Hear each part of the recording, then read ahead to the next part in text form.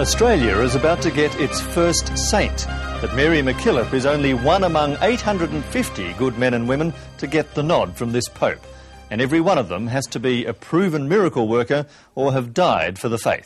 Tonight's programme is all about Mother Mary and the saint makers. Thanks for joining me. Well, the Christmas season will soon be upon us, and Australia's Catholics are preparing for a period of extended celebrations. Early in the new year, Pope John Paul II will make a special visit down under to beatify the Church's most revered local, Mother Mary MacKillop, a nun who died 85 years ago. It's a moment of enormous significance for the faithful, who've already begun conscripting the good woman to particular religious causes. Some hail her as a sort of patron saint for the ordination of women. Others hold her up as a beacon of more traditional values. The symbolic power of a sainthood is clearly well understood in the Vatican. In an era when the established Christian churches have been steadily losing their flocks, it's proved a great way to galvanise the faithful. This Pope has shown a propensity for elevating saints like no other. For that, the champions of Saint Mary MacKillop must be eternally grateful.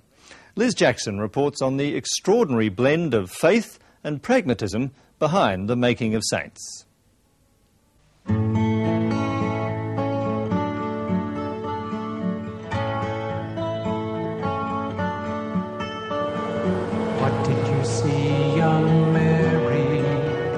This is a pilgrimage, 1990s, Australian style.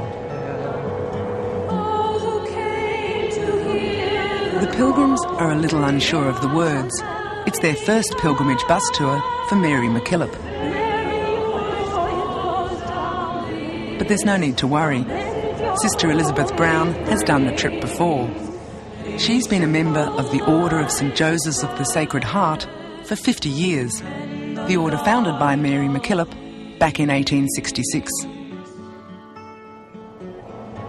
There'll be 2 days on the road travelling from Adelaide to Penola, where Mary MacKillop began her mission of taking Catholic religion and Catholic education out to what was then the back blocks of rural Australia. The little Aussie battler who went out where the people were in the mines and the farms and educated the children, fortified the families, supported the single mums, got things going in places where there were no resources and didn't cost a bob. That's what Mary MacKillop was about. Now, if that's not an Aussie story, then I don't know what is, and it's certainly an Aussie Catholic story. In the name of the Father, and of the Son, and of the Holy Spirit, Amen. There are nearly 5 million Catholics in Australia, but in the last 20 years, the number who actually attend church has halved. 80 years after her death, a nun from the 19th century, who was excommunicated from the Catholic Church, declared an alcoholic by her local bishop, expelled from the dioceses of Brisbane, Bathurst and Adelaide, is now the Church's hope to revitalise the faith in Australia. In January, the Pope will travel to Sydney for her beatification. This is the ceremony that will declare her the Blessed Mary MacKillop, a status that will allow her to be venerated in Australia as a saint, the first local saint.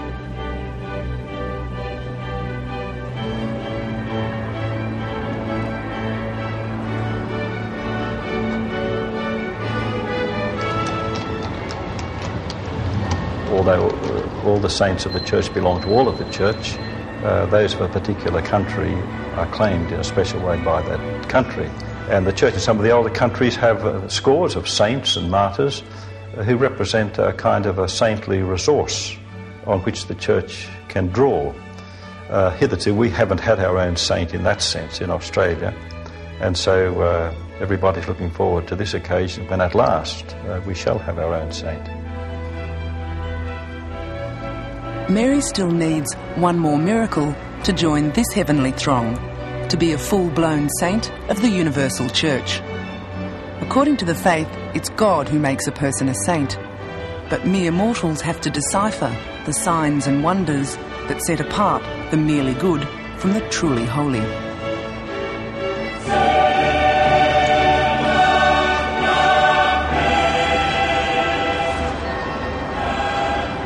The saints of bygone ages watch over St. Peter's Square. It's here in the Vatican in Rome that the Catholic Church decides who should join their ranks. The evidence is weighed up by the cardinals and bishops of the Congregation for the Causes of Saints. They can take some time.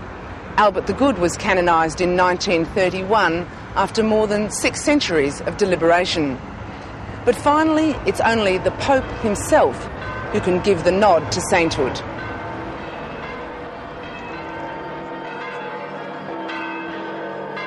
The present Pope, John Paul II, likes making saints.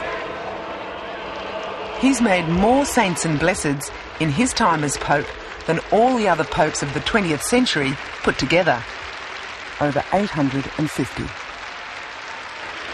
Here he's beatifying another 5 in Rome last month.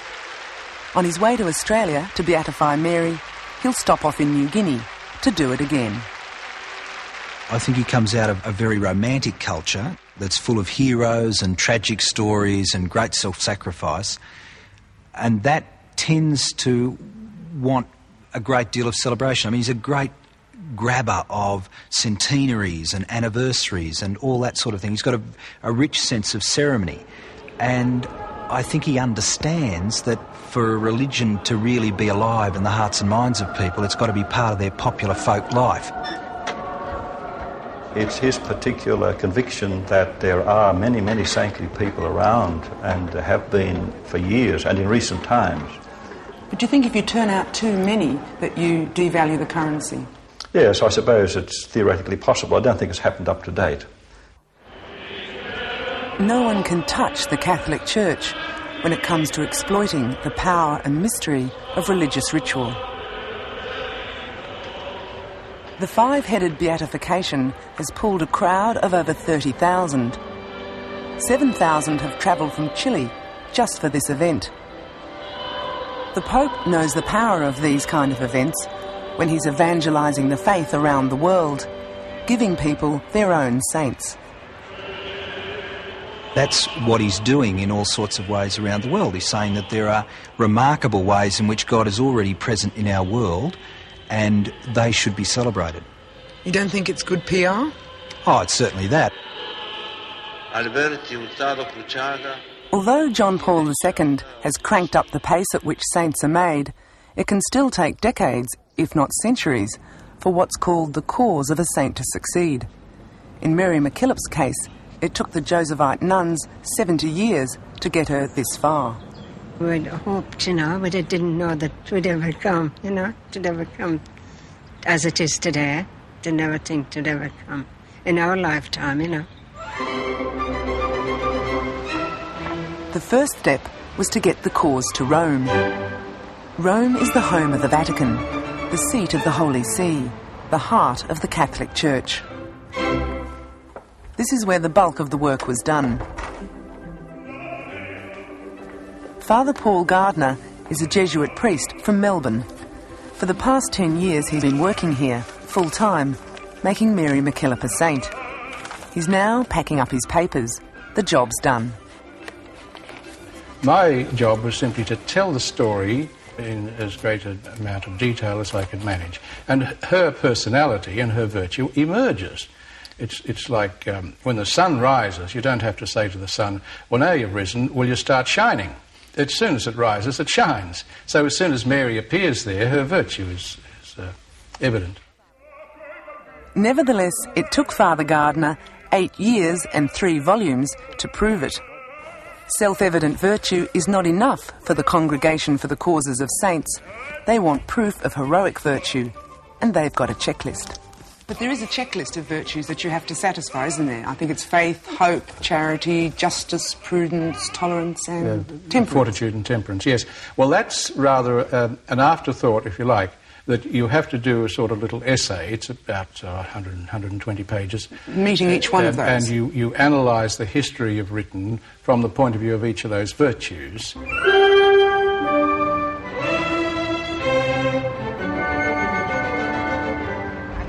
On the edge of St Peter's Square, they do a brisk trade in religious icons, rosary beads and saints.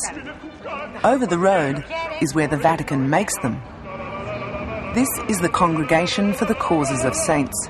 It's a modern building for Rome, but inside it reeks of history. It's here that Mary's claim to sainthood was judged. This is one of the oldest volumes held here, inside the archives of the Congregation for the Causes of Saints. It dates back to 1588. It contains the earliest records of people declared to be saints. By the 16th century, the Vatican had taken control of saint-making. They'd introduced strict, legalistic, formal procedures to make sure the wrong people didn't end up saints. The Catholic Church prides itself on the scholarship with which each candidate is now judged.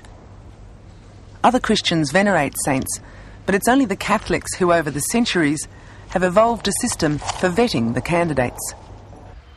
Only the Vatican employs full-time officials to make their saints. Father Peter Gumpel is one of these officials. After 30 years in the saint-making business, he's been elevated to the role of relator. He's the modern-day equivalent of the devil's advocate, the man with the job of challenging whether a saintly candidate is truly up there with God. It's a power Father Gumpel uses sparingly. I have been responsible for 80 causes, and in 2 cases I have refused to sign. We are all favouring now and give top priority to causes of lay people, especially married lay people. Secondly, if a country so far during the last centuries had no blessed or saint, they too get priority. Then another case, this is more accidental, if the Pope on his pastoral journeys visits a foreign country, he asks the congregation whether perhaps a cause can reach the stage that he can proceed on the spot to the beatification or canonization. So when the Pope travels, he likes to take a saint in his pocket? Well, that is a way of saying it. Father Gardner can leave Rome with a saint in his pocket too, and a few words of advice for others with the same ambition on how to deal with the Vatican saint-makers. If you think of anything to say that might be critical or smart, or that contradicts something they may have said, unless it's vital and would ruin the whole thing, keep your mouth shut. Even if you're right? Yes, especially if you're right. If you're wrong, it doesn't matter, because they can point out that you're wrong. But if you're right, it makes it very embarrassing for them. So keep your mouth shut. And it worked.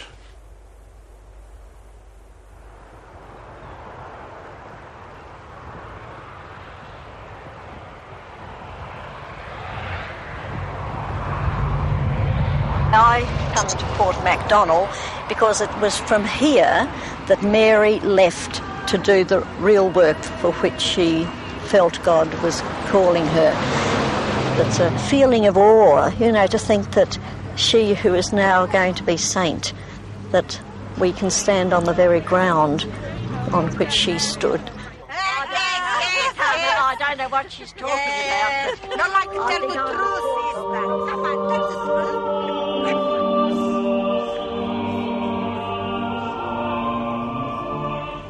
St Agnes lived in the 4th century. This church was dedicated to her by the grateful daughter of the Emperor Constantine, who, so the story goes, prayed at the tomb of St Agnes and was healed of leprosy. Since the earliest times, the cult of saints has relied on their capacity to produce the miraculous. These days, the miracle requirement has been made precise.